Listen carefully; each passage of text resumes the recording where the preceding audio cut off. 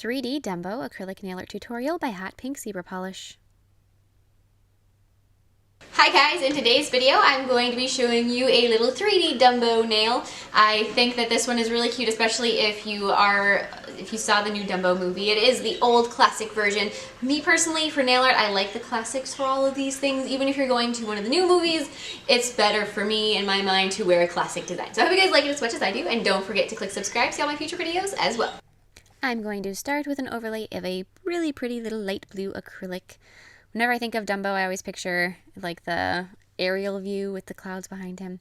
And that was the first thought when I was going through. So I'm like, what should I do? What should I do? I want to do Dumbo. What kind of picture, what kind of image do I want?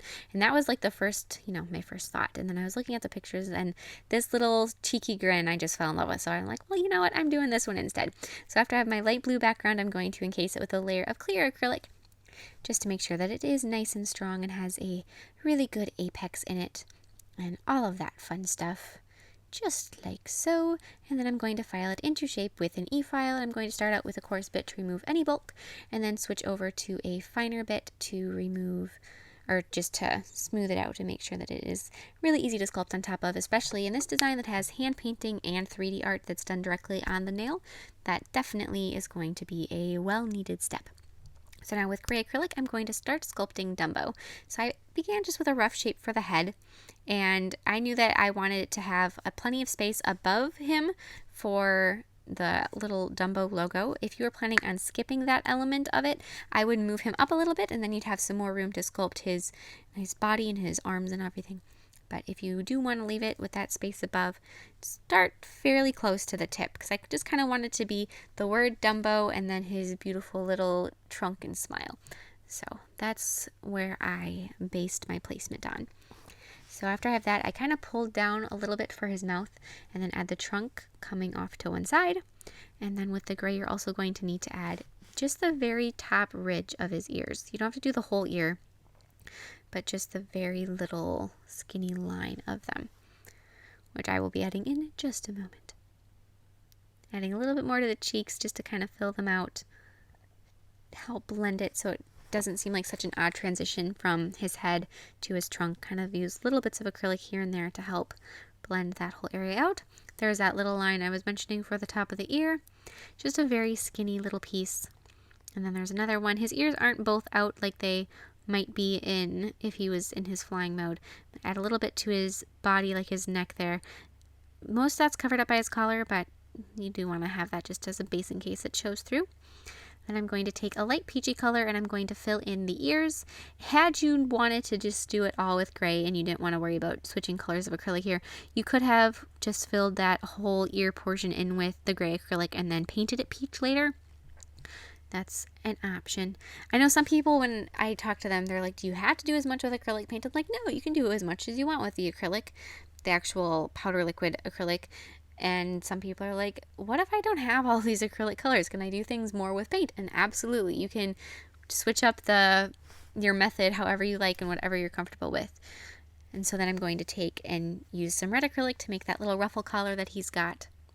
And I ended up adding just a little bit more height to his forehead because the proportions were just a little bit off, so I fixed that up.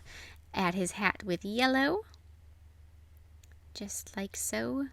A lot of times, at least in my mind, I consider these tutorials, and any tutorial that you watch or any design that you look at, to be a recommendation, not a recipe that you need to follow to a T. Obviously you can, but it's something that you can sort of take elements of them that you like and switch them up and make it your own.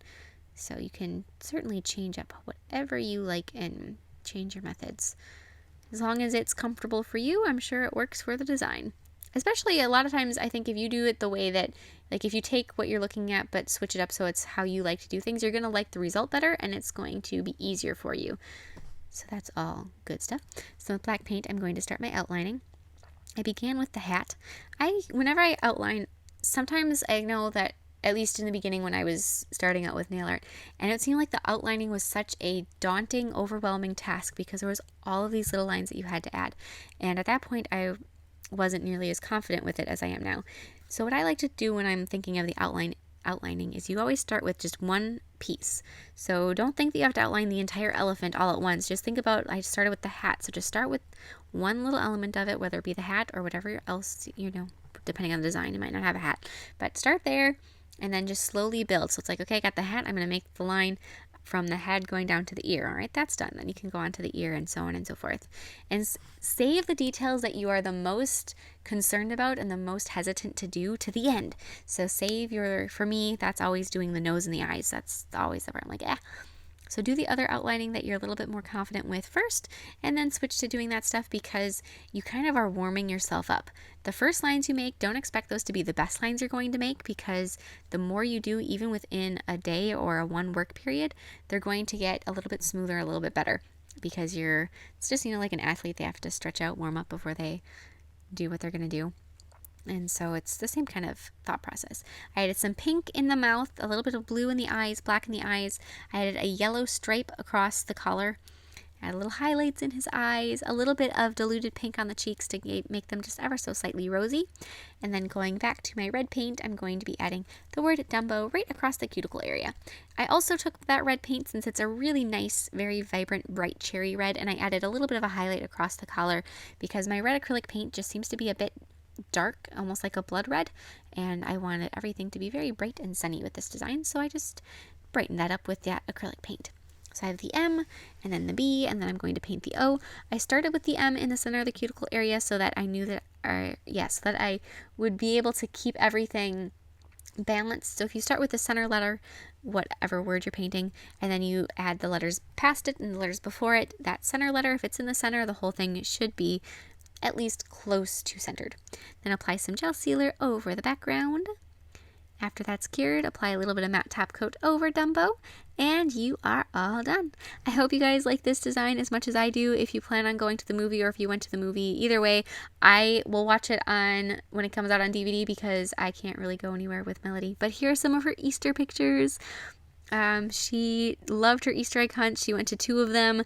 She had a blast. We had perfect weather, like the best weather you could possibly imagine for it, which never happens. And here's her opening her Easter basket or finding it. It's a little bit of a long video, but it's pretty cute.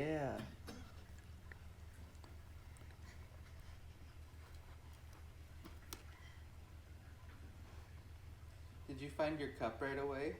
Look at you found your cup. When we were changing your butt, you said Bob. You're like, Bob, Bob, Bob. What's that? What's that? Oh, you gonna share right away? Thank you. Here you go. Oh, it lights up. That'll be fun. Who else do you see? Oh. There you go. Isn't he cute? What do you think, honey? Whoop. It's so cute.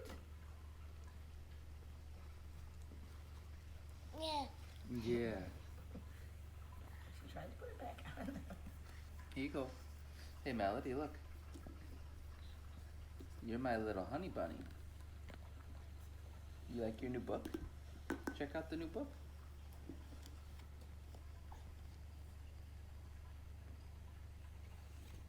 Oh, you skipped through it for a couple pages.